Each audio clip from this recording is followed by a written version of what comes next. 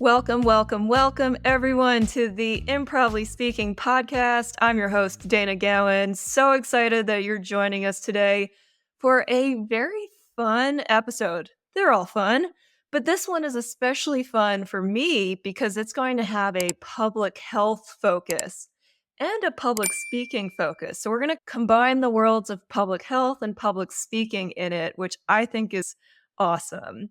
I have my master's of public health, and in my full-time job, I work as a wellness consultant. I help companies improve their employee wellness programs. And I love the work that public health does. It has a special place in my heart. And I'm excited today to have a public health researcher on today's episode. And we're going to get into all about public health and physical activity, and more importantly, nature and the effects that nature can have on our health and well-being too. If you're joining us for the first time, I just want to go over some goals of this podcast that we try to hit here. One, we want to help people understand the benefits of improvisation. Two, to demonstrate how improv shows up in all aspects of our lives. And three, to inspire people and you, most specifically, you listening today, to try new things, get out of your head, and find creative outlets and passions that can help you. And our guest today will do just that and help us hit all those goals. He is an experienced speaker, researcher, leader, and nature lover. So without further ado, let me introduce you to our brilliant guest, Dr. Jay Maddock. Dr. Maddock is based in College Station, Texas, where he is a Regents Professor in the Department of Environmental and Occupational Health at the School of Public Health at Texas A&M University. He is the director of the Center for Health and Nature and serves on the Brazos County Board of Health. Dr. Maddock has previously served in a variety of leadership roles, including Dean of the School of Public Health at Texas A&M and Department Head of Public Health Sciences at the University of Hawaii at Manoa. He is the editor-in-chief of the Journal of Healthy Eating and Active Living. He has authored over 140 scientific articles, which have been cited over 7,000 times. He is internationally recognized for his research in multi-level approaches to increasing physical activity and nature access, and has given invited lectures in many countries, including Australia, South Korea, Japan, China, Taiwan, Indonesia, El Salvador, Austria, and Brazil, just to name a few there on that list. That's incredible. Dr. Maddock received his undergraduate degree in psychology and sociology from Syracuse University and his master's and doctorate degrees in experimental psychology from the University of Rhode Island. Please welcome the dynamic, engaging, and very intriguing Dr. Jay Maddock. Welcome! Yay! Thanks, Dana. It's great to be here. I'm so happy you're here, Jay. I'm so excited to chat and have a nerd out a little bit about public health, too. This is exciting. And for our listeners, Jay and I met at the Art and Science of Health Promotion Conference, which was at the end of March 2023. Jay led 2 breakout sessions on remote worker health and also had the pleasure of introducing Jesse and me for our breakout session, which was focused on applied improvisation and how that can relate to intellectual humility, which was the theme of the conference. And Jay did a little improvising with the introduction and said at the end, you did a great job like condensing our bios. And then at the end, you said, and you can find them doing stand-up on the Sunset Strip. And I will say that threw me off in the best way possible. I love that. That was so fun. I'm glad it did. I have a history of making up people's bios when I introduce them, a fun fact that may or may not be true. And it always gets people into a little bit more of a lighter mode, I find. I think it does. Yeah. I know some people might be like, don't throw me off right before I'm about to speak. But it actually gave a really authentic moment where I just couldn't not smile. I had to smile at that. I had to laugh. And it was good fun. And then it eases you into the conversation with the audience. That was brilliant. Thank you. Jay, I have so many questions for you and just things I want to start with, but I guess I have to pick one. I'm really curious about your public health journey because your degrees are in psychology and sociology. So, how did you transition to public health?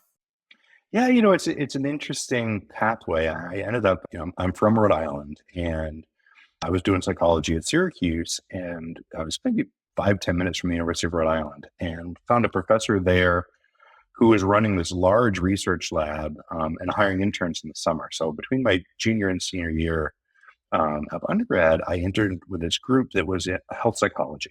So really looking at how we help people change their behavior. It was a man named Jim Prochaska who developed this state of change model that says that people move from not thinking about changing to, thinking about it but not quite ready to ready and then changed. And Right. so, yeah, and so I did that internship and ended up doing my doctorate with him in that group and really focusing on applying psychology to populations. And so this is back in the 90s, right? And so we actually had developed these expert systems, which were computer based programming based on your responses that you actually got tailored feedback back to what you'd be answering, which for 1995 was a world game changer. And it really took, it put psychology on this level that we could reach thousands of people at a time rather than one to one. And so that's what got me into this public health journey of being, scalable psychology, which I think is, it was really a new idea at the time. Amazing. Yeah. And then from there, you just took the health psychology and wanted to learn more about what makes people tick, what makes people change behavior. And you've focused the rest of your time on that? Yeah, I went from there to Hawaii and I started in a postdoc at the Cancer Research Center, looking at a lot of these grants, everything from sun exposure to heavy alcohol use to physical inactivity. And then the state of Hawaii had been part of the master settlement agreement with the tobacco companies. And this is where 46 states sued tobacco companies and got this huge settlement because the tobacco companies were lying with their advertising. And Hawaii is one of the few states that put a lot of it into improving health and public health.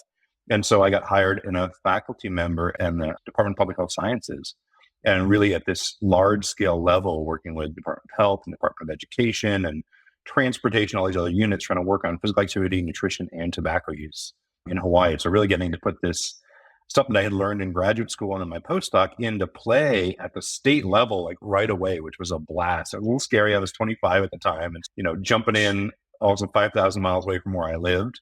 But wow, a lot of fun. It's always fun when you can finally apply those skills and knowledge that you're learning and see the benefits of it too.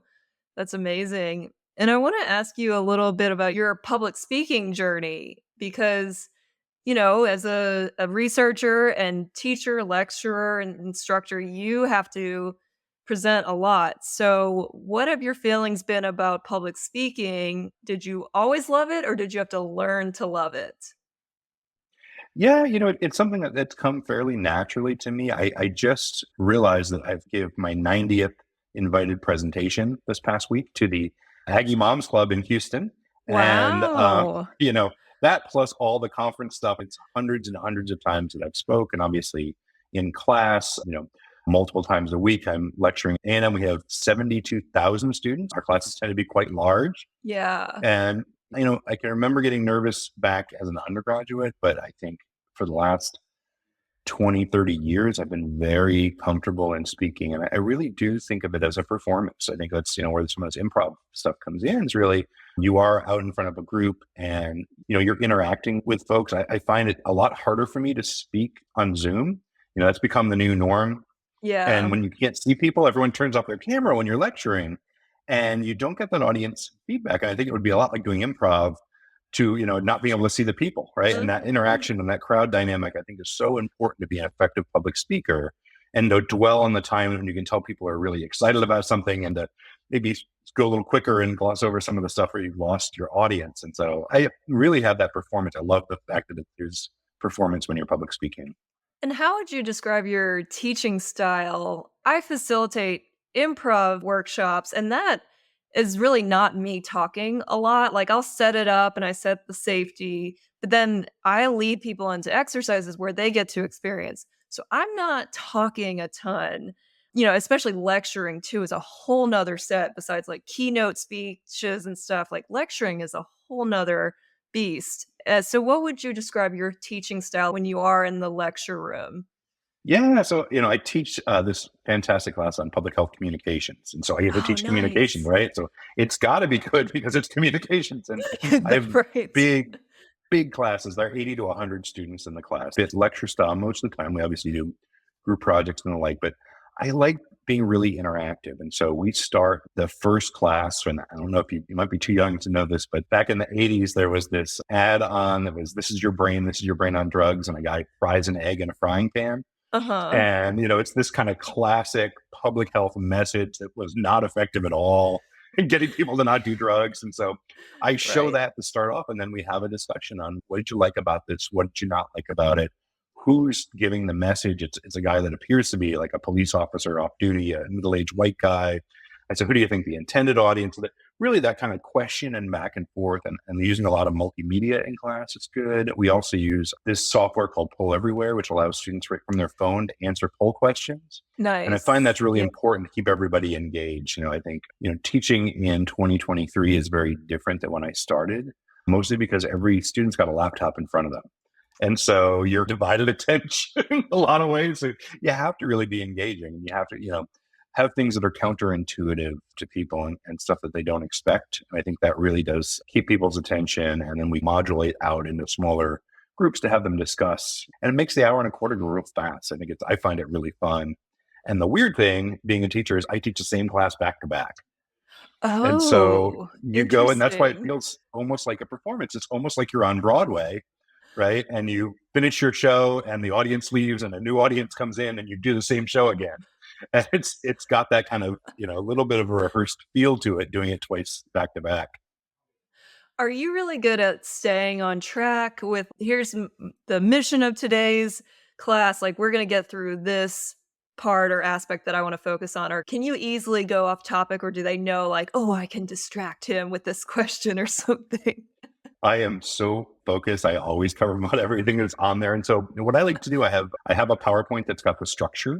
Yeah. And this is when I speak in public too. But I never ever read. I don't put notes in it. A lot of times it's a picture, and I love telling stories, right? And so Yes. I put it up, I tell that story, and then I go to the next slide. The next slide tells me, okay, this is what you need to cover, right? And Yeah. having that kind of interwoven, but really I like to bring a lot of my personal experiences to it. And it's a lot of improv, because I don't know how the lecture is going to go until I actually do it. And my second one is actually different than my first one, even though they're the same exact material, because I'll remember, oh, that was a really good example from my career. Let's talk about that. And, everything you can imagine. We had a media campaign that with the state health department. And so had to go up to the governor's office to get approval. As anything in the state level can happen. And we got this call back, and they said, well, we have good news and bad news from the lieutenant governor. I'm like, oh, what is it? First, the good news: the lieutenant governor loves these spots. Great. And the second one is, unfortunately, the bad news is he wants to be in them. So we had to Oh. cast him into our commercials.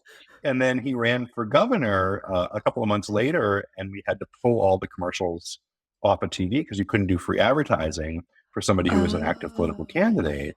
And so, I love telling these type of real world stories to these students. They're 18 years old. This was 20 years ago, so we're not worried about who the lieutenant governor was. They're not in office now.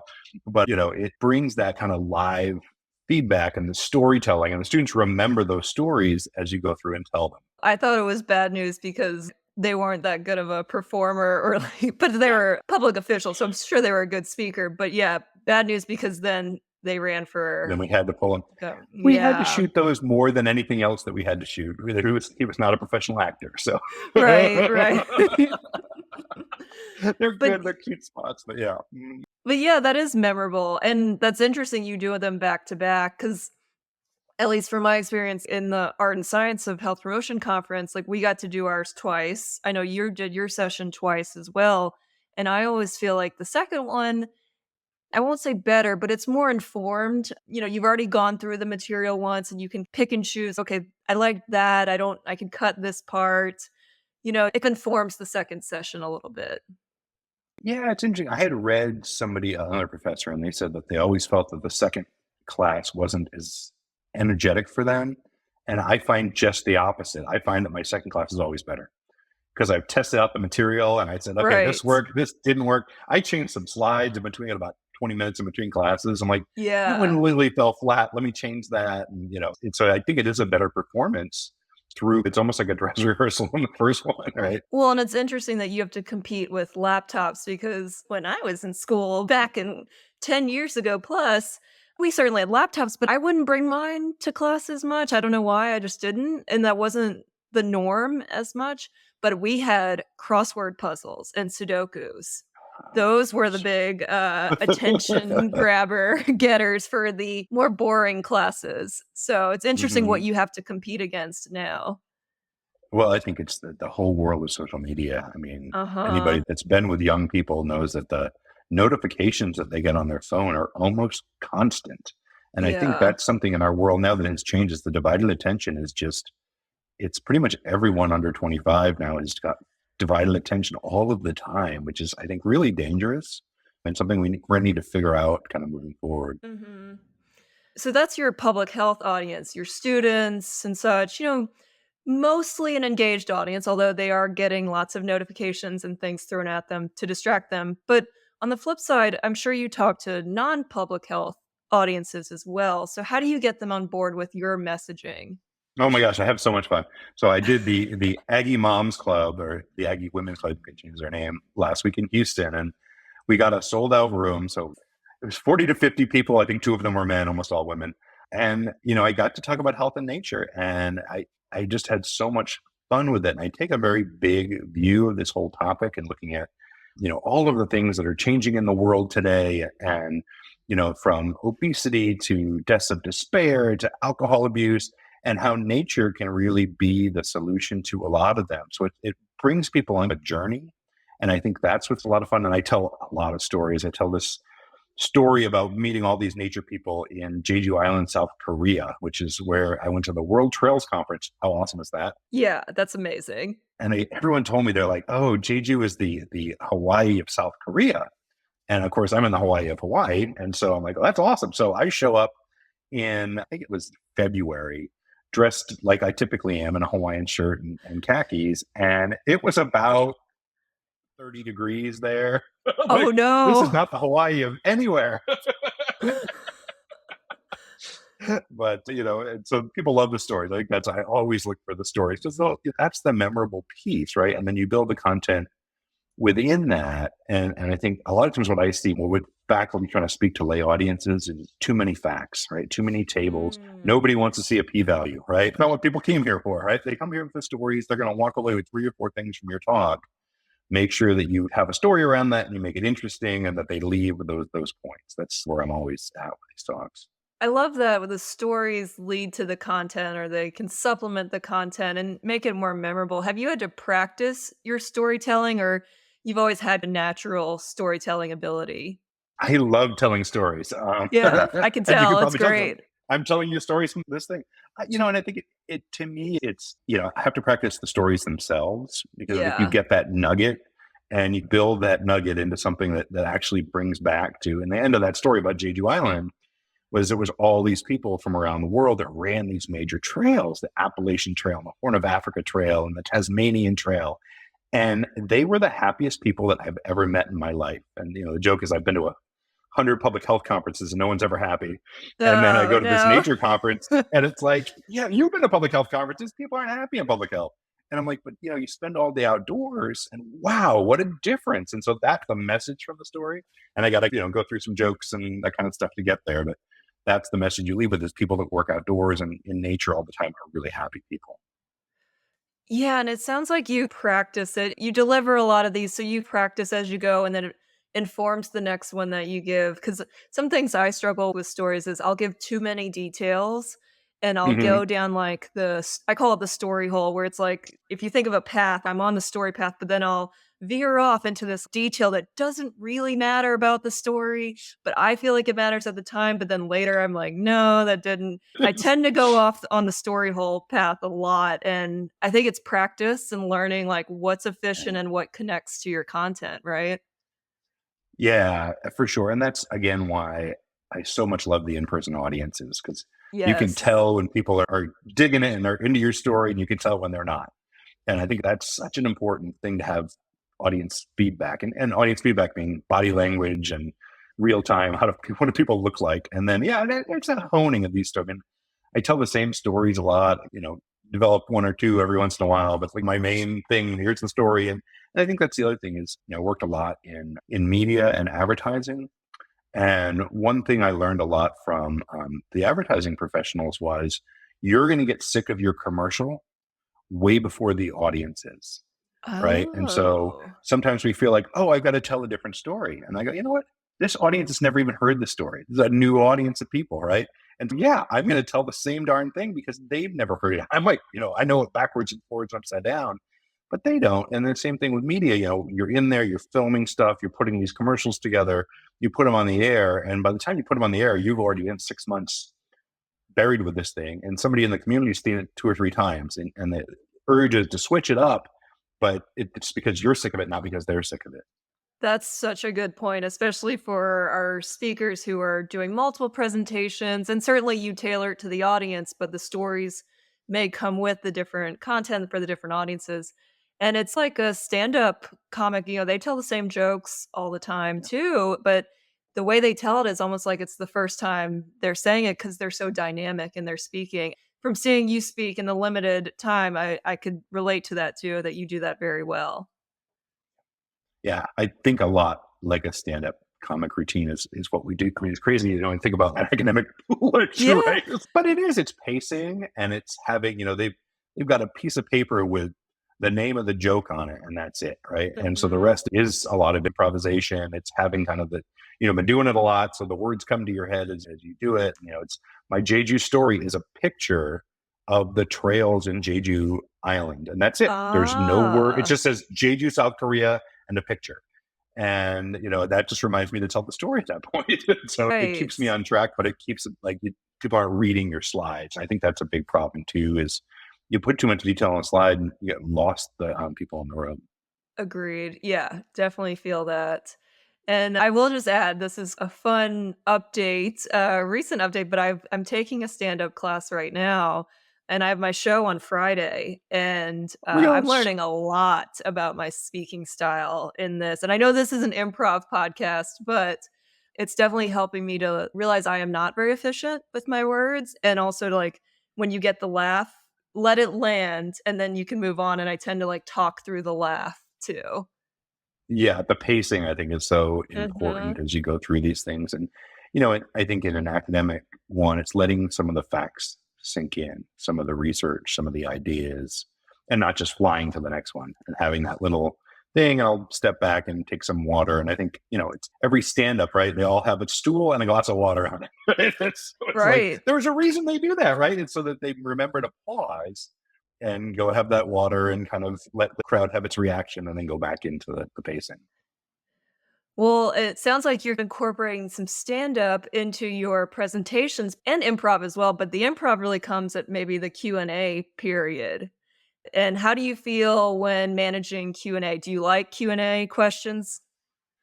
I love Q&A. I think it's Yeah. it's fun. It Figured you helps would me say think in, that. of course, right? It With the helps me think in new ways. And I think that's kind of neat because I've gotten, you start speaking about nature, you get some stuff that you are not planning for. And you're like, whoa, that's a really good idea. And the nice thing that, that I've learned is it's fine to say, I don't know, and Yes. there's always, and the worst thing to do is try to make up an answer. Right. And so people ask me these questions and I'll just stop and be like, whoa, that's really interesting. And, let make sure I write that down because when I go back to the lab, say, is that a question that we can answer?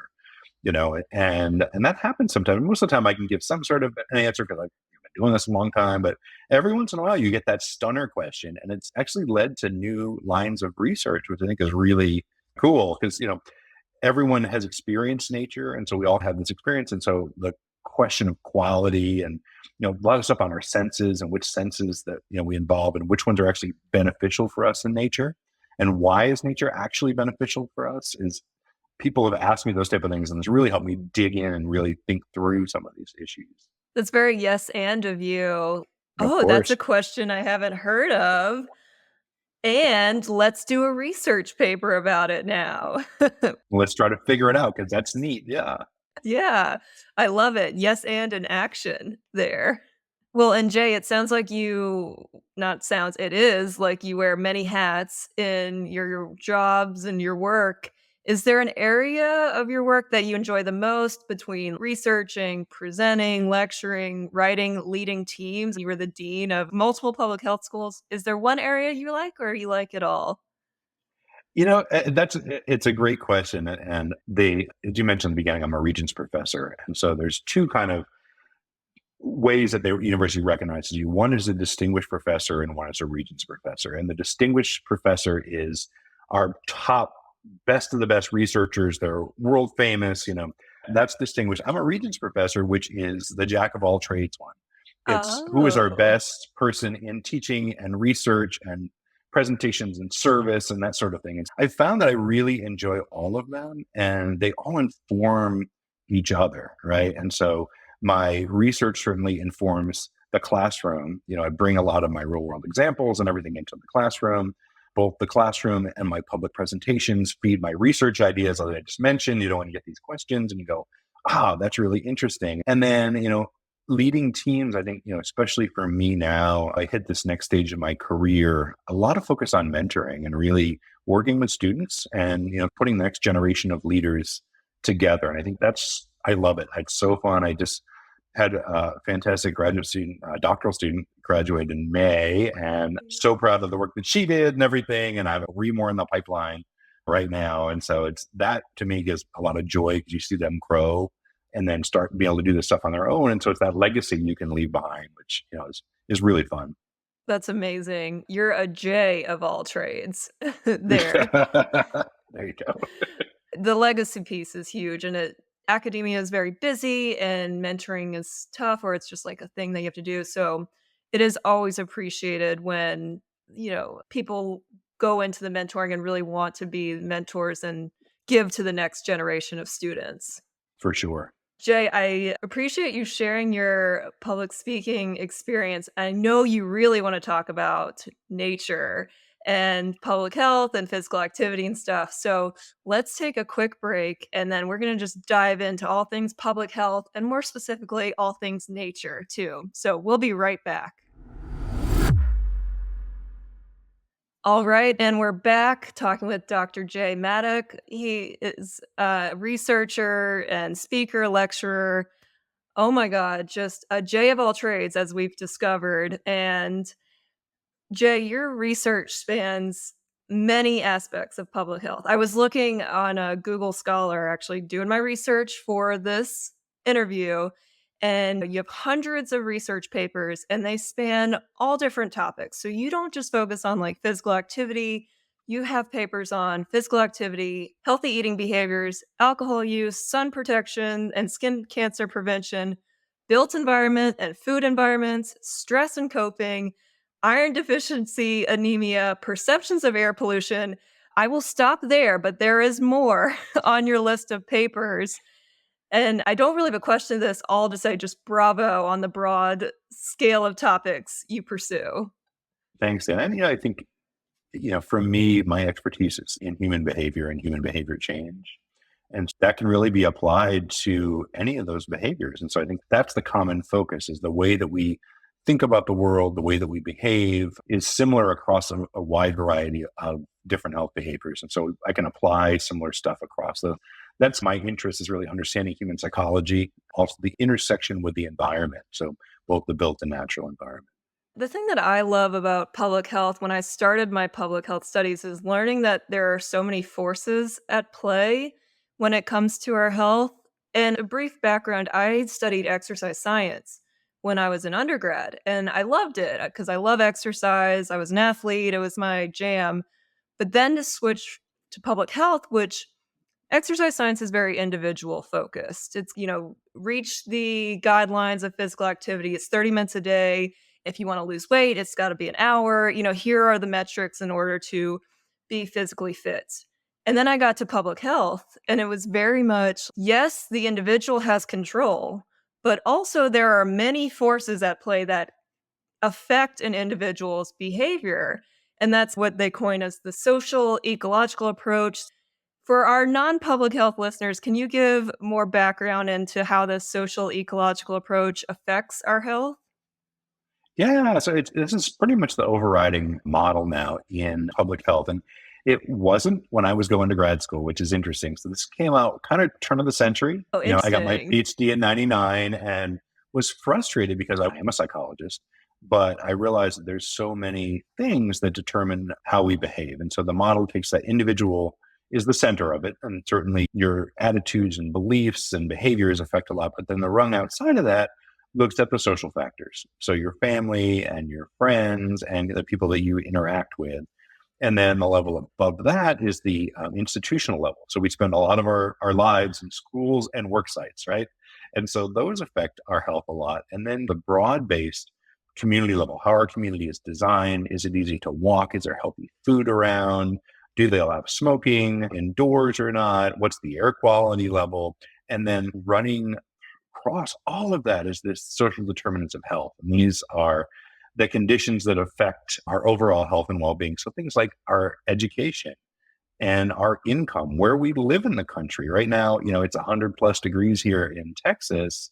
And, people that don't have air conditioning and are in poverty are having a very different day than I'm having. Yeah. Mhm. And so all of those things contribute, and we really need to really be thoughtful about those as we go through. Yeah, and sometimes I forget that. I'm about 10 years removed from school and, working in my, like, work site wellness, corporate wellness. It's not to say that we don't focus on that, but we mostly give individuals the tools they need to be healthy.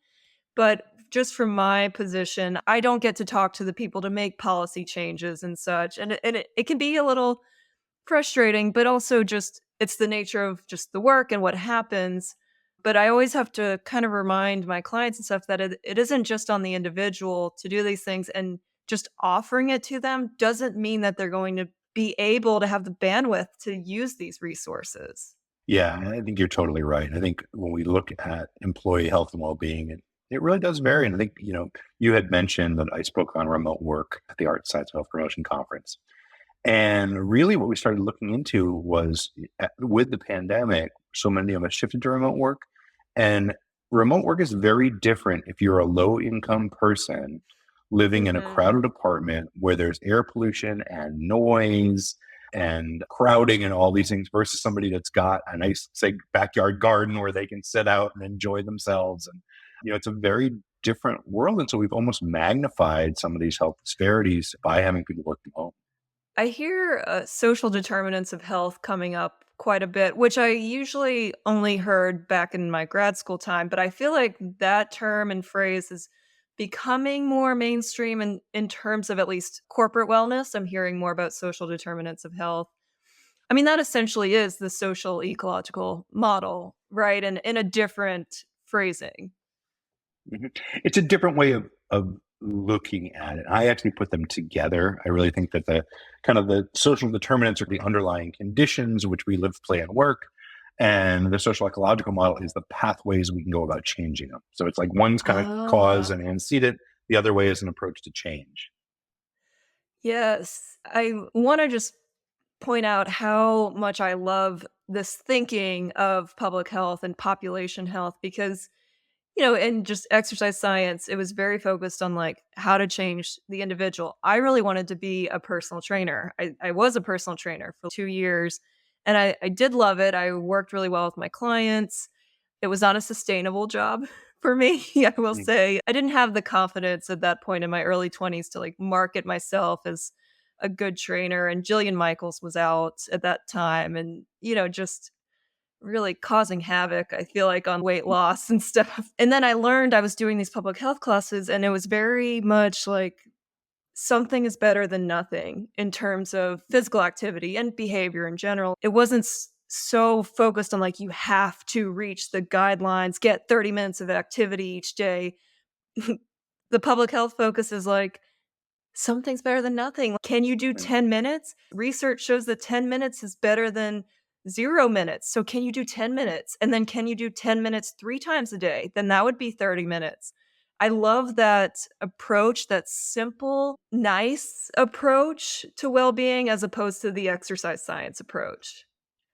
Yeah, and it's a different framework. And I'll take even one more on that is that we've looked at things like subsidized bus passes. So in Honolulu, the parking is really tight, and so we're like, let's increase the cost of parking and use that money for the people that don't get the bus to make it cheaper to take the bus.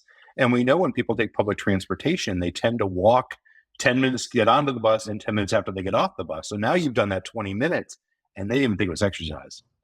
And so you've built in this stealth movement, and it's not, I'm doing this to be healthy. It's not, I'm doing this to save money, right? And so can we build in, and what we always said in Hawaii is, can we make the default choice the healthy choice? So that by design, you get the healthy thing and you've got to ask for the unhealthy thing. And so much in life is the other way around, right? Mhm. So Yes. yeah, so it's like really trying to make it as, and that is from the ecological approach, really building those into that system level. Well, I read off your list of topics you focused on in your studies. You've done hundreds of research studies looking at many different human populations. And I know this is a very general question, but is there anything you can glean in general, like in studying human behavior? Any general statements you could make about human behavior change and how to make behavior change come about? I know that's a Yeah, that's $1,000,000 question. That is the ultimate human question, right? But any common themes you found in your studies? yeah. I mean, I think the strongest thing that we find is a construct called self-efficacy, right? And this is, are you confident that you can do the behavior? And it's the most highly related to behavior that we find, and increasing people's confidence they can do it. I think is huge. And you are looking a little bit different. There's definitely a difference between what we call acquisition behaviors versus cessation behaviors. Physical activity being something you start, smoking being something you stop, right?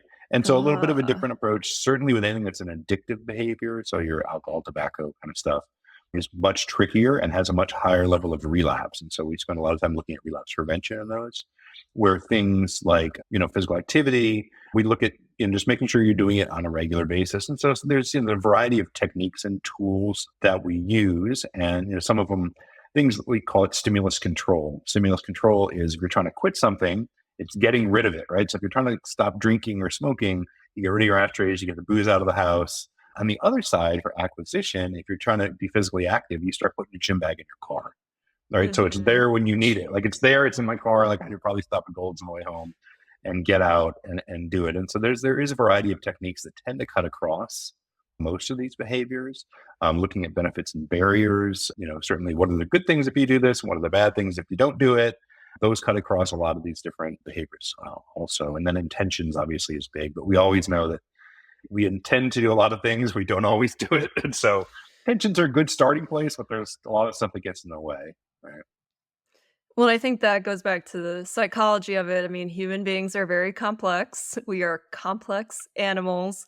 And like you said, self efficacy, just increasing our confidence that we can do a behavior is huge. That's a big step. I'll add, and this is still new for me. So by the time this episode releases, hopefully I'm still doing this behavior, but I'm really proud of it.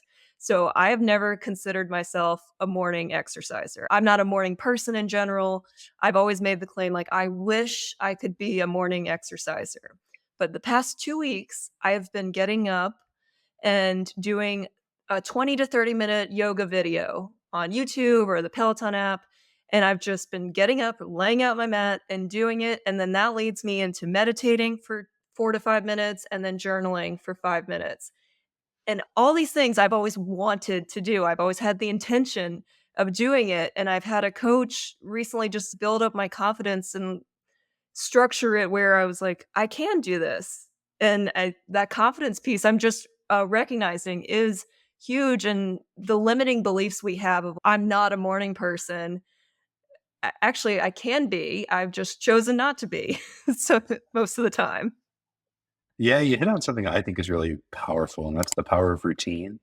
Mhm. And mornings are a great time for a routine because, if we can get that in before we start our day, we can get a lot done. So I have my morning routine that I do my meditation, I do my Duolingo so I can learn some Nice. Spanish. I'm actually working on French right now because I'm going to head to France in a couple of weeks, Amazing. and then do a little bit of a short workout and my stretching routine and the like. And so that takes me maybe a half hour every morning, but it really centers me. And I do the Wordle too. I make some of it fun, Nice. but having that little routine, and I know that every day I don't even think, and these things are happening. And while I'm meditating, the coffee's percolating, right? And so I can't have Mhm. coffee anyway until that's ready. And so you have the reward system, and then I get that after I meditate, I have that nice cup of coffee, which is my reward. And you've built in something that sets your day off really positive. Much harder if people are having trouble being physically active to fit that in after work. A lot more comes up late in the day than comes up before everybody's gotten up, right? And so that's a strategy that works for a lot of people, is to put the stuff that you've been putting off and the like first thing in the morning. Well, and fatigue's a big thing too, and not to say you're not tired in the morning, but as the day goes on, you are more fatigued. I don't know the stat, but we are making decisions every minute. We are decision-making machines, and so by the end of the day, if the choice comes to work out or not work out, this is at that point maybe the 1,000th decision you've had to make, and then it's, "Well, I'm gonna choose to not work out today," as my decision, and it can be hard when you're tired. Yeah, and we actually did an entire media campaign back in Hawaii on exercise gives you energy. And it's true. I think if you're feeling sluggish and everything, working out actually provides you with energy. And that's why a lot of what we do is try to make sure that it's the default. If you are working on it after work, having your gym bag packed and ready in your car. If you're meeting somebody, make sure you already have the time to meet them. Social sport is huge, right? We know that people that work out with Yes. a friend, a lot more likely to keep to it, stick to it because you're like, I can't let them down. I got to show up. And so there's a whole bunch of different things that we can do to make the chance of us doing the healthy behavior to be a lot more likely. Well, and speaking of, healthy behaviors and going out into nature is one of them, and that's your big passion right now. Has that always been your passion, nature, or you've fallen into this new passion? From a research standpoint, it is a new thing. I've been doing it for about 3 or 4 years right now, but I Nice. have been a hiker, a scuba diver, out in nature. I lived in Hawaii for 15 years. And so I was out in nature all the time. It was amazing. And then I came to Yes. Texas and realized that it's harder from the environment standpoint to be out in nature in Texas than it is in Hawaii. I mean, probably anywhere than Hawaii is harder to be out in nature, but It's and I had to it's make a true. concerted effort, but I love nature. And as I've gotten to realize the literature and the power of being in nature for our health and well-being, it shocked me. I haven't seen data like this since we got into physical activity and got the recommendations out in 96, right? So beginning of my career, starting to do physical activity research, the compendium and the recommendations. And now we're at that point in nature where it's like, wow. I think we all know it's good for us, but the data is really starting to show just how good it is for us and how many of us don't spend adequate time in nature. So on your website, Center for Health and Nature website, it says that you all are in the planning phase of implementing nature prescriptions. What are nature prescriptions? Can you tell us more about that? Yeah, it's an interesting thing. It's kind of exploded and gone through different levels, but what we mean by it is having doctors prescribe nature. And so Ah, my colleague, Dr. Robert Jackson, is a primary care physician. He will be taking over the leadership of the Harris County Medical Society, which is the county that Houston is in. So as you can imagine, it's a huge county. And yeah. he's going to make as his centerpiece nature prescriptions from the physician, since the physician will actually prescribe their patients time to spend time in nature, whether it be the community park or going to the forest, a national forest or whatever, a couple of hours a week. And that's why we kind of mix, because you can be out in your nice green backyard or you can take a walk in the park. And then we try to get people out more into what I call big nature at least once a month. And this might be your state park or a forest or a national park. And what's interesting is it has different health effects. So the nearby nature, the short dose of nature kind of resets our mood, right? So people are happier. It resets our attention. This is crazy. Your ability to pay attention gets reset when you spend 10 minutes in nature.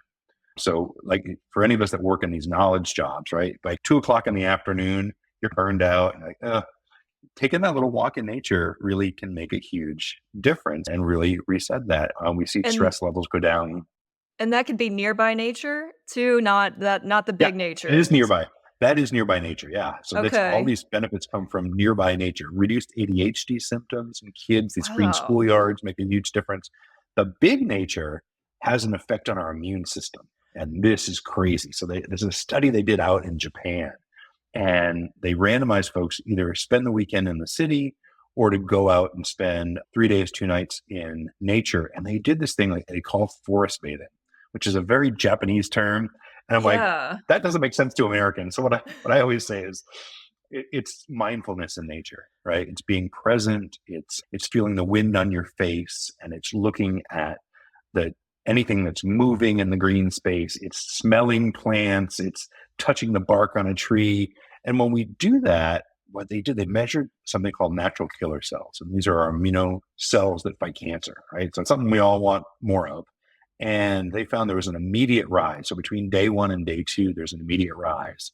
That rise was there after 7 days, and it was significantly higher than baseline at 30 days. So spending a Wow. weekend in nature improves our immune system for a month, which is amazing. And so that's why I tell everybody, you want to get everyday nature, and then once a month you want to get, a day at a national park, being mindful, right? So not like we are right now having our headphones in, but no headphones, paying attention, really getting into that mindful piece of nature to really have the biggest effect.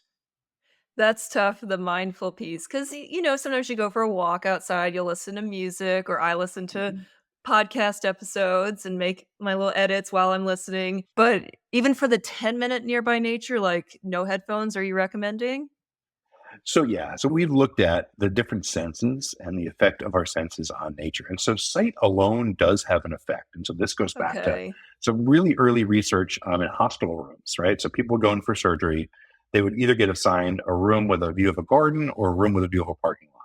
And those with the garden got discharged faster, had less pain medication, and less post-op complications. And so sight alone So definitely interesting. makes a difference. So having those plants in your office, like that kind of stuff makes a difference.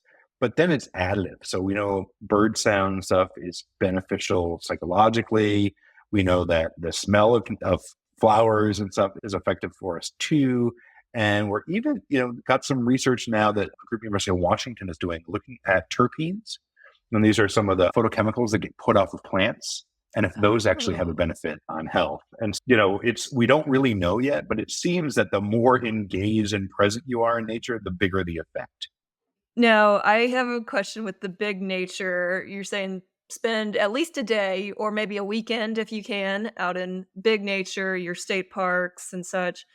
Is glamping okay? The nice camping where you're, like, maybe in a cabin or something, like, you're still in nature, but then you go indoors to the easier Yeah, camping. it's fine to be comfortable. It's making the most of the time when you are outside and being as present as possible. It's going to make the difference.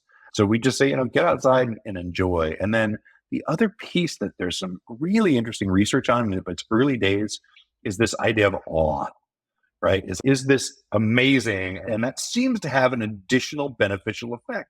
And so, for anybody who's into national parks and the like, when you go to them, and I just did Canyonlands and Rocky Mountain National Park, and there was a moose swimming in a stream there, and my son and I are like, "Whoa, what is that? That's awesome!" And the idea of awe is so powerful, and it seems to have beneficial effects above and beyond kind of day to day nature. And so, we're still trying to figure a lot of stuff out, but it's so cool, and what a fun area to try to figure out how awe affects you, in addition to just regular, natural environments. That's amazing. I just went to, an improv camp for adults, not an adult improv camp, that is something different, an improv camp for adults, and it was in Cambria, California, which is, northern-ish California, right on the coast, and we weren't by the beach, but we were, like, on the cliffs, so you could see the ocean and, like, walking down, so this was kind of glamping, like, we stayed in a cabin. No, there were bunk beds. It wasn't the nicest of sleeping, but it was still better than sleeping in a tent, which I don't know if I could do. But you'd walk down the hill and you would just see this view of the ocean, the Pacific Ocean, and it was gorgeous. I think I took 30 pictures of the sunset or that view within a 3-day weekend, and every time it looked a little different, and yeah, that was my moment of awe there. I didn't know how to describe it, but you just described it there. Yeah, and it's so powerful, and it's hard to even articulate what it is and then to measure it. How do you measure if somebody has awe? Those are things we're trying to figure out, which is such a fun area of research. It's like, how do you think we measure awe? Like, it when you see it, right? So. Well, and then is it distracted if you take out your phone and take a picture, or is it better to journal about it, or is it better just to like soak it in? I don't know if the effects would be much different, but that is interesting just how you take in awe too. Yeah, and I think there's definitely something to the presence. So it's fine to take a picture, but you don't want to be that Instagram person that I'm showing up just for the picture and then I'm leaving, right? And Exactly. so, are you getting in and really saying, okay, I took my picture and I'm going to sit here for 10 minutes and really just enjoy and listen to the water and, get that full on experience. Yeah, what's your intrinsic motivation there, and can it be motivated by nature and just enjoying it and not just taking the picture of it? Yeah, which a lot of people do. And I think we were in such a social media world now that what is the experience you're really trying to get? Well, any other studies in the pipeline that you're interested, or what are you focusing on for the Center for Health and Nature and some upcoming studies? Oh my gosh, we got a whole bunch going on. Yeah. There is a 150-mile trail system that just got put into Houston called the Bayou Greenways Project. And we published a paper looking at the health effects of that trail system on retrospective health over a 10-year time span. And we found a reduction in hospitalizations for people that lived along the trail, Oh, which is interesting. pretty amazing. So now what we're doing is we're actually using cell phone data to look at who is using the trail. It runs through all different types of neighborhoods, different socioeconomic status. And with cell phone data, we don't know the individual, we know the census block group that they came from. And so we can see our lower income communities of color using the trail as much as other communities. And if not, then can we do interventions in those areas to help, work with community organizations, community groups to increase usage of this fantastic green space. So that's one. We have a virtual reality laboratory, Ooh, and so we're fancy. looking at. I know. Well, it lets us test a lot of these things that are difficult with actual nature, right? So, College Station does not have the most awe inspiring areas, and so we're working with a VR developer to do that high awe nature, right? So you get in that, and this is regular nature, walking through the forest. This is Rocky Mountain National Park, and do we Oh. get a differential effect versus that? And then we're taking a city one, which is the city street, the exact same city street, one with low level of nature, one where we're putting a lot of nature into it. And to say, does that make a difference when I can actually control exactly for what the street looks like? Which in real life, obviously, we can't. It's either green or it's not green, right? So it's letting us test a lot of things, and then we can turn the sound on and off and do a lot of the other, parceling out some of these sensory effects. Wow, that's amazing. You are busy. That's a lot of good I stuff in the am, but pipeline. it's fun. Yeah. That's awesome. I know we talked about, like, soaking in the awe. What about doing activities in nature? Like, if you did yoga or, you do a sport out in nature, or some kinda, like, movement piece, does that increase any or does that help any? Yeah. So this is something called green exercise, right? Which is just Oh. exercising in natural environments. And I give a talk on this, and I'm like, how do I talk about green environments? And so back in the 70s, because I'm old, there were this commercial on TV for Reese's peanut butter cups. And it would be this kid sitting there, and this guy comes out, a kid sitting there eating a jar of peanut butter, which I guess we did in the 70s. And this guy comes out with his chocolate bar and falls into it. And then they've got chocolate in your peanut butter and peanut butter in your chocolate, which is weird. But that's what a Reese's peanut butter cup is. And that's what I say with physical activity and nature is they're better together, right? So think of a Reese's peanut butter cup. Chocolate's awesome, peanut butter's awesome. Together, amazing, right? And so we can actually extend the benefit. And so people that exercise in natural environments have better mental health outcomes. And so if you have the choice of going to Gold's Gym or in running on the treadmill or going out to your local park and taking a run there, the park's gonna have a lot more benefits for you, and it's synergistic, right? So, do an improv class outside would just be, like, amazing for the benefits. Yeah, there's some stuff that actually shows that nature increases creativity. And Oh, so I think you yeah. actually would see that as people were exposed to green space and the like, it would actually probably be more creative. Yeah. So that could be another study on your pipeline. Do an There you go. improv inside Improv. versus outside. We are testing a meditation class. So our Oh, wellness group is cool. offering with our medical students and our public health students meditation. And so we're randomizing this fall that half of them are going to get indoors, the other half is going to be out in our green space and looking if meditation classes are more effective when you're in green space. This is all really fascinating. So what about, you live in Texas, it's hot, we're recording this in the summertime. It's hot most of the year. I know you have seasons, but what about these environments that are generally hot? You just encourage people to use them and be outdoors when the weather is nicer? So the beauty of nature is that trees cool down environments. And so I hike on a very regular basis. And we started this hiking group in August. And we actually found some really beautiful wooded areas. We'd start early, start at 8 o'clock in the morning, Yeah. but hiking 5 to 10 miles in summer. And it's quite possible. We always encourage water features too. And then certainly being adequately prepared, making sure you've got a broad brim hat and sunscreen and lots of water. Can never have too much water in Texas. But yeah, no, it's a year round thing. I mean, this past weekend was over 100 degrees and I was out probably 4 or 5 hours um, Wow.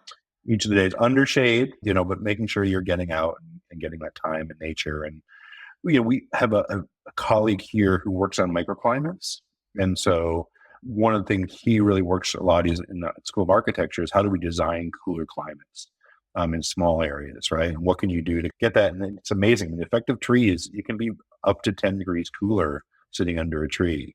So it's a great way to connect with nature when it's hot outside. Just vigorous physical activity might not be the best, but certainly walking and sitting is good. Well, and yeah, just from your skin cancer prevention research, definitely wear that sunscreen too, wear the shady clothes, the hat, make sure you are Yes, prepared if you are in a sunny environment. for sure. Not even sunny, sorry, you can get burned when it's cloudy out as well. I Yeah. know full well from that. Yes, we've been exceeding 10 on the UV index, so got to protect yourself. Yeah. Okay, speaking of hiking, you mentioned you went hiking this weekend. You have a hiking and beer book. So we talked about this at a networking session at the conference in March, and I was so intrigued. And can you tell us more about this book? What is it about? Yeah, it's not out yet, but it is with Texas A&M Press, and we're working on hopefully getting that out late this year, early 24. And Yes. my colleague and I got together. It was during COVID actually, and we just all the mental health issues and everything are like we need to get out and back into nature. And we need to start hiking because Texas, especially in College Station, is not known for hiking trails. So let's go find them and write a book about them. And she had been a marathoner, and she said, Ah. whenever I would run the marathon, the best part was the cheeseburger afterwards because I just looked Yes. forward to that, and it would refresh me, and I loved it. And so we're like, what's the cheeseburger of hiking? And we're like, craft beer, of course, right? So we did 25 hikes around Texas, and each hike is paired with a craft brewery that's nearby. And the idea is you go and you have this wonderful hike, and then you get together and you drink a couple of beers and you talk about the hike and connect from a social standpoint. And it's called Hikes and Brews in Texas: A Rambler's Guide to a Perfect Day. And I think we'd agree that it was really the perfect day. We loved it. Oh, I love it. So you've done all 25 of those hikes? They're all yeah. The hikes are done. The book is written. We're in the editing phase right now, and Oh my um, god. Texas is a big state, so it spans 1,000 miles from there's a hike all the way almost in Louisiana, and then all the way to Big Bend, which is way out towards El Paso. And so gives a range for folks to do. Most of them were day trips from College Station, and so we're in the middle of Austin and Houston and Dallas and San Antonio, and so most of them are accessible for most of the population out here, which is probably about 20 million of the 30 million Texans. I love the focus on hiking because I lived in Louisiana. I grew up in New Orleans and I know the heat situation. And I know Louisiana has maybe different terrain. It's very flat, Hmm. very under sea level. But, hiking wasn't a big thing for us. And I assume maybe in Texas it's similar, maybe, or at least College Station, you're saying it's not as big of a thing. but you're making it a thing, or you're helping to add to the conversation of here are all these cool hiking trails that you can go to and then enjoy a beer afterwards. Yeah, make it fun, make it an outing, and then we, rank them by how difficult they were, and so there's something for everybody. And I think every state has a mix of state parks and national forests and some national parks, and so there's a variety of stuff to find. And we were delighted by just how amazing our state park system is, and so a lot of them are there. The national forests are a little bit more backwoods, they're they don't have Yeah, facilities yeah. and stuff, so that's a little bit more advanced, but we had some great, the Sam Houston Forest is right near us, and some great hikes out on that. And so even in Louisiana, I think you'll find all of those. Anywhere that you live, you'll find kind of access to trails, and certainly craft breweries in Louisiana. Oh, definitely. Yeah, and I lived in South Carolina a while, and maybe it's just me growing up, like, hiking just wasn't a big thing in my family and my friend group, and then, South Carolina, I would hear more people going on hikes, and then certainly in Los Angeles, Southern California, I mean, the weather is so nice, I hate to rub it in, but the weather's so nice and great for hiking, so I have explored hiking more, and it is wonderful to be outside. Yeah, and I think it's, for me, it's a big thing. I'm trying to get states and places where people have not been as active. And you can look in that the two healthiest states in the nation are Hawaii and Colorado. And it's Mm, not mhm. surprising given their geography why they're the healthiest states. Yes. Speaking of Colorado, I did go to the Garden of the Gods park when we were there at the conference, and it was the windiest day, or at least it was a very windy day. I think I made it a whole hour out there, and then I was like, "I'm good. I'm done." I took the pictures. I was definitely I was one of those, I took the pictures and left because it was just so windy, and I wasn't prepared as I should be. So shame on me for that. Yeah. And I think, going back to what we talked about earlier with self efficacy, right, is that the more that you hike, the more you get into nature, the more prepared you are. And you know what you need to bring and how to bring it. And then the social support and helping relationships is a lot of, if you're new to this and you haven't done a lot of time in nature, find a friend who has and take some Uh-huh. tips from them. And I think that's huge. We try to do a lot of that with camping and this type of things, which if you're a family that's never camped before, getting tips and pointers and even maybe a trip with somebody who's a seasoned camper can make all the difference in your enjoyment of the experience. That just reminds me of I had a good friend who got really into hiking during the pandemic, and he was like, "Hey, do you wanna go on a hike to the Hollywood sign at Griffith Park? And we're gonna take it's round trip 7-mile hike on a Thursday evening." And I was like, "Okay, sure." And it ended up being a big group. It was like 30 people. But as soon as it started, he left me behind and he was like up in the front and I was more towards the back. And it was a large group, so there were plenty of people to hang out with and talk to. And they made sure everyone was there. But I was like, okay, note to self, make sure there are other people at least. Otherwise, I'm too slow for him. Yeah, I think that a lot of level of experience in hiking and fitness level and all Uh-huh. things are important to pick your friends wisely. And Yes. Well, Jay, I mean, as we've said before, you are a Jay of all trades. You are doing so much work and stuff and amazing work for the communities around you and communities that can benefit from all this work. And this podcast focuses on creative outlets. And I want to ask you, is there anything that you dabble in creative wise besides public health, nature, speaking, researching, being super busy? Anything else on your list that you're trying to do? so I do lots of different things. I published a book aimed towards middle schoolers. It's available on Amazon. It's called Garvin and Leonard, and it's entertaining to say the least, and something you'll be surprised when you read it. And it was just something that I had fun with, and I just my kids they're 18 and 14 now, but my younger son was 11 or 12 when I wrote it, and I just had a lot of fun with what would a strange little kid do if he had a new best friend. So that I'll leave it at that. You can get it on Amazon, Garvin and Leonard under Jay Maddock. Oh my god. It's like a fiction novel? Yeah, it's Oh, a yeah towards middle schoolers. It's short, maybe 80 pages, something like that, but it's novelette, okay. novella. I knew you were author of many research papers and soon to be this hiking and beer book, but yeah, There you fiction go. novelist too. That's amazing. Yes, for junior high students. A lets me bring out my inner child, right? Yeah. Oh, that's incredible. Well, when you're trying something new at this point, I feel like you've done a lot of stuff, but perhaps maybe writing that book was something new, a different outlet, a different audience you're writing to. How do you handle being a beginner at something new? Yeah, actually, the newest thing that I'm doing right now is trying to figure out Chat GPT.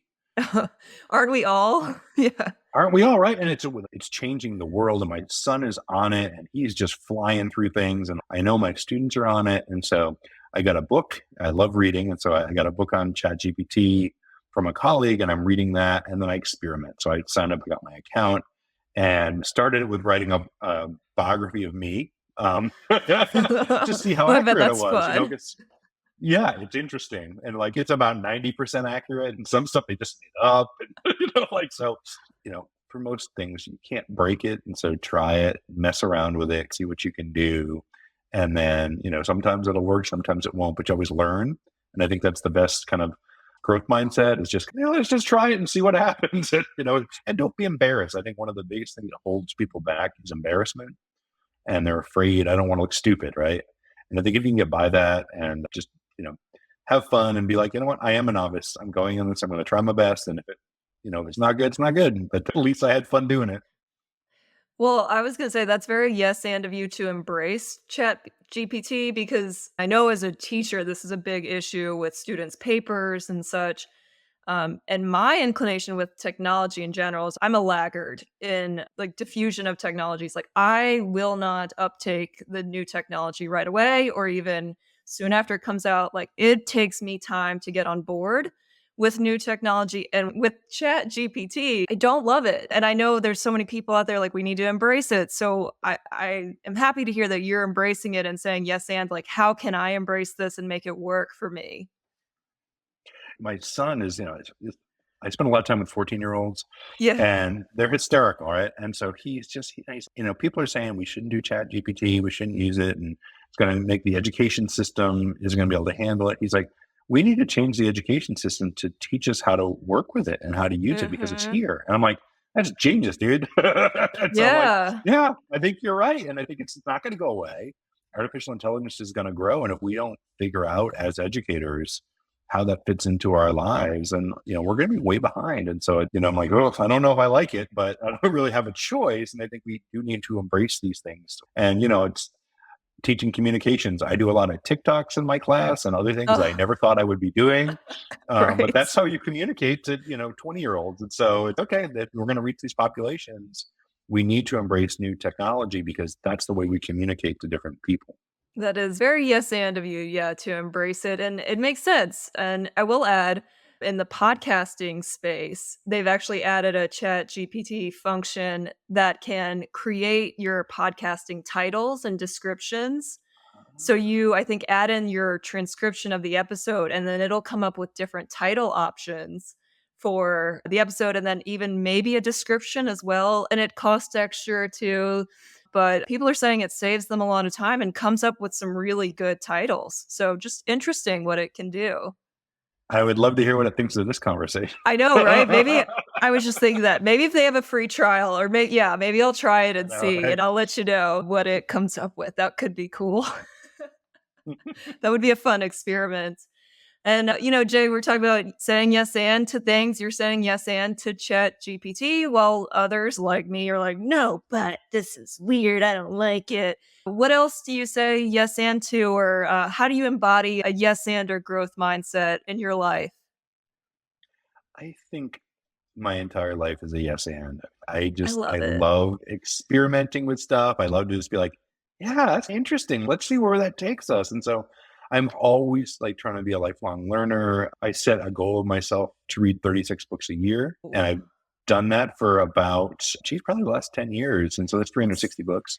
Um, which isn't bad, right? And so That's I really good. I finished book 16 yesterday. And I purposely do one fiction and one nonfiction at the same time Nice. because I do think it does help. You learn different things from each of those, and so they brought me a whole bunch of different places. And I'm always open and curious. I try to you know go to a variety of different restaurants and pick that weird thing on the menu. I had some good goat this past weekend at a Mexican restaurant. Whoa. Oh, it's delicious. I'm like, I've never had goat before. Let me try that. And it was awesome. Yeah. I try to live my life and let's just have experiences. And if people like this, there's probably something to it and not to be afraid of trying things and seeing where it goes. Amazing. I mean, Jay, you are an improviser. You might not consider yourself, but you could add that to your list of many things that you do. You are an improviser. You say yes and to life.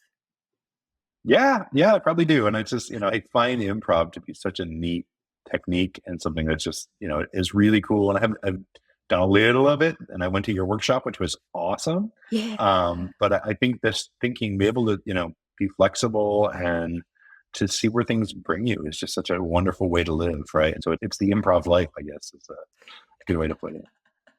The salt life, the beach life, the improv life. Improv life. Yeah. I'm going to copyright that. Yeah. If you're listening to this, that's my phrase.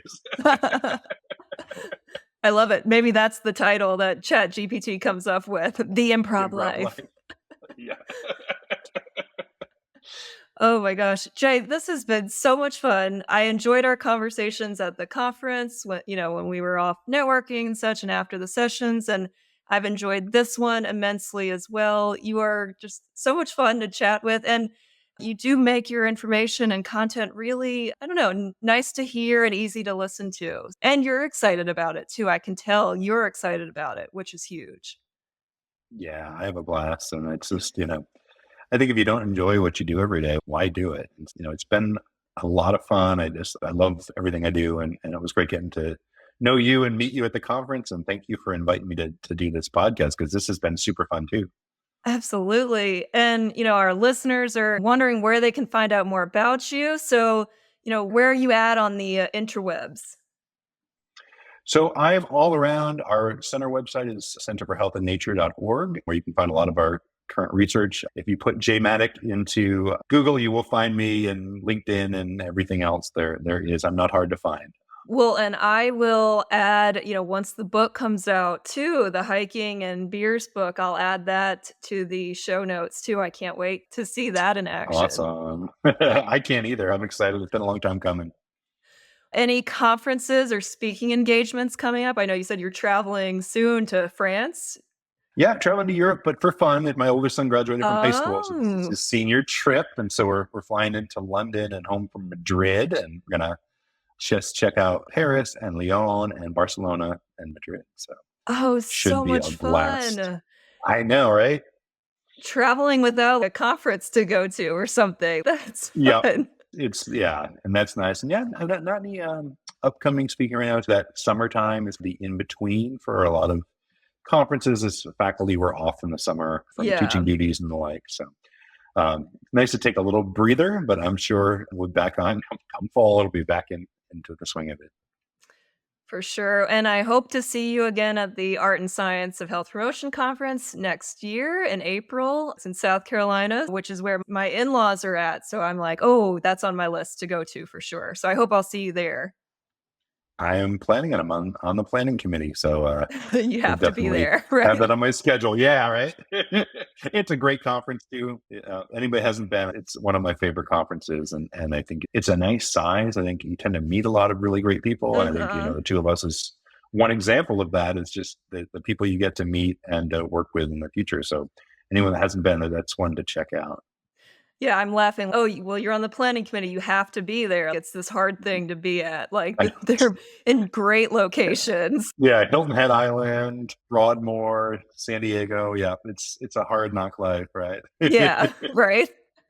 All right, Jay, last question for you as we leave and head out and go outside and go for our walks. Any health tips to leave our listeners with as we sign off? I think that the biggest thing about being healthy is being happy. And I think enjoying your life is important. And I think moderation is important. I think, if you do want to eat food that's not as healthy, do it on a sometimes basis, not an always basis, really make it Uh, a treat. Get your activity, move your body and move your body in a way that you enjoy. And I think don't let people tell you how to do it, but just as long as you're moving it, you're going to get the health benefits. And I think that's important. And whenever you have that chance to be in nature, if you have a choice, I even say this, if you have a choice between sitting inside a restaurant and sitting outside in a green space, choose the outside. Find ways you can add the nature into your daily life, whether it's plants. I have one plant that's taking over my room. It's so big now. But I love them. And you can always add nature to wherever you are. You can probably figure out ways that you can integrate that and just, it's the best way to live. And don't worry too much about it. Don't stress your health that much. It's a balance. You are inspiring me to go for my walk. I put it on my list. I try to structure my day, and I always put take a walk break, and things come up, things happen. But the sun is coming out now. We're in June gloom here in Southern Oh, California. yes. So, but the sun is coming out, and I am feeling very inspired to go out in my nearby nature, my local nature, without headphones and be mindful of it. So, thank you for that inspiration. Well, have a wonderful walk. I'm planning on getting outside as soon as we're done too. It's a couple hours later here in Texas. And so it's end of my day and time to get outside. Yes, I love it. Jay, eternally grateful for you. I've learned so much just from this conversation. Thank you so much for sharing with our audience today, and thanks for being such a wonderful steward of public health. Thank you for having me. I really enjoyed it. And thank you for listening to today's episode with Dr. Maddock. Oh my God, I really enjoyed this one. I'm recording this really quick, this call to action piece, outro, send you on your way. And then I really hope you'll get outside and go for a walk. Maybe you're walking while listening to this. I'm going to go eat some lunch and then take a little walk because I really love everything he said there about just nearby nature and how much it can help just reset our mindset if we're feeling fatigued and overwhelmed with the day. Just getting outside for 10 minutes can help reset our brains and help us to work better. Oh my God, that's huge. And I don't always do that. And I have no excuses because I live in Southern California. The weather is so nice outside. I have no excuses except that I just don't do it and time slips by. So I'm going to take action today and go for a walk. And I hope you'll consider adding some more nature to your routine. It's really fascinating how much nature helps. And I know that seems kind of common sense, maybe like, yeah, of course nature helps. It's outside. We get it. It feels good to be outside. If it's not super hot out, doing activities outside feels good for us. But it's interesting to see the research as they follow people and study different subsets of groups and put them through different interventions, what the benefits tend to be from the interventions. That is fascinating to me. And I love the idea of a hiking and beer book and the fact that Texas A&M Press is involved and like supporting the book because it's like he said at the end, everything in moderation. And if you have something that maybe isn't super healthy, having it on a sometimes basis or an occasional basis. And if you go for a nice hike outside, you're burning calories, it's totally fine to enjoy a certain food that you like to eat or a beverage, a beer, and do it in a social setting. Like, all that's fun and all that's good for your mental health, everything in moderation. Certainly if you're having 10 drinks after a hike, that would be a lot. But, enjoying a drink, a beer with friends after you go on a hike, that's pretty cool. That would be a really fun outing to do too. I'm just thinking of local stuff. We have Santa Monica Brew Works close by and lots of trails close by. So that could be the fun one to plan out the route and then end with a little beverage at the end. I love that. I also love how excited Jay gets whenever you ask a question about one of the studies he's done or wellness, or just you could even tell talking about his undergrad classes. Yeah, they're so much fun. Like, that energy is infectious and contagious in the best way possible. Like, I'm smiling ear to ear now just after having this conversation because he's so excited about it. And he's like, "Yeah, let's do it. That's fun." That's a great energy. And it's his authentic energy. He's not trying to be someone else. He's just being himself. I think that's amazing. I really enjoyed this conversation. You got to hear a little bit of my public health background and all the things that we've talked about in our public health classes, the social ecological model or approach, and the social determinants of health. All these have an effect on individuals. The environment you live in affects your health, it affects your well being, it affects the choices that you make health wise and professional wise. It just affects everything. Your built environment affects so much of our lifestyle too. And I love it. I feel like I've gotten away from some of these terms in my career. Just you do the studies and then you go out into, your career and people aren't using these terms as much. And everything I heard, I was like, oh yeah, like we do that. We just don't call it that term. We don't call it the social ecological model, but it is a focus, of course. Anyway, it was fun to quote unquote nerd out about public health. Public health is really important. I know we all saw the importance of public health from a COVID and infectious disease standpoint during the pandemic. And certainly you got to see the hardships of public health in the sense of we don't always have the information right away. This is science, it's taking in all the information. We're trying to learn and give best practices and recommendations. And sometimes things didn't move as quickly as the public wanted, and it couldn't. So it was a really big exercise. COVID was a big public health exercise, but really public health spans so many areas and focus areas. Like Jay mentioned, they have the Bayou Greenway trails and, just promoting that more. That's health promotion where, putting up different campaigns, whether it's like a social media campaign or flyers around or doing a mail campaign, however they can do it to promote these greenway trails, all that helps in getting the public out and using them and being healthy. Public health at its best. And I also love the discussion about Chat GPT. I feel like I avoid these discussions sometimes. It's such a buzzword. I mean, it's a big thing right now. I get it. And I know that I could be more open to it. And I'm not dismissing it completely. I just haven't personally dived in and wanted to learn more about it. Again, I'm a very much a technology laggard. I didn't have a smartphone for years.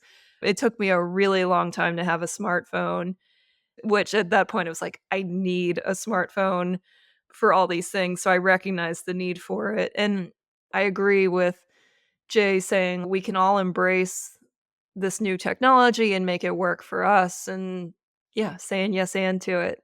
I love it. This was a super fun public health, public speaking focused episode. I hope you enjoyed it as much as I did. I want to ask you, what are you going to do to get outside and be healthy and enjoy nature? What's some of your nearby nature that you like to use and go to? And what's a big nature thing or place that you would like to go to and take in and get some of that awe-inspiring feeling that we talked about?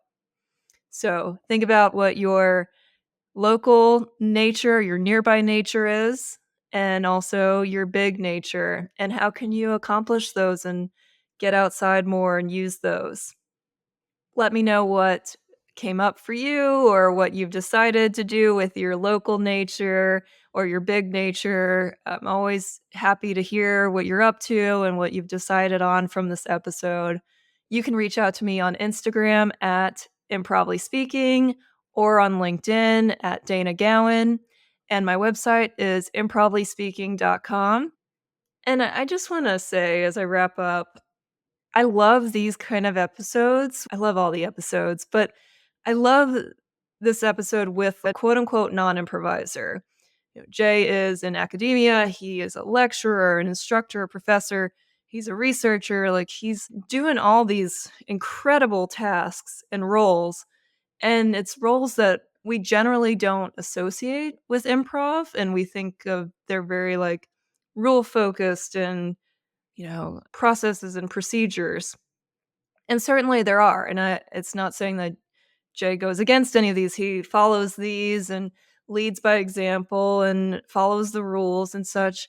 But he's also able to incorporate the improv life into his lifestyle. And he might not think of it always as improv, but just in hearing him talk and the energy and the fun he has, it's totally an improv life. And I think that's awesome. So it's fun to hear from improvisers and non-improvisers and people who don't even think of it as improv, and it's cool to have those kind of discoveries.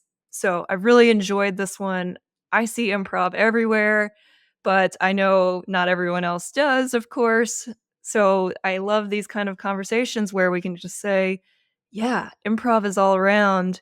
And it's not the main thing, it's not the main focus, and that's fine, but it's kind of the underlying part here that allows us to have fun and have enjoyment and joy and ease and happiness. I love it. I've had so much fun. Thank you again for listening and supporting Improvly Speaking. Say yes and get outside and flex your creative thinking. I'll talk to you next time.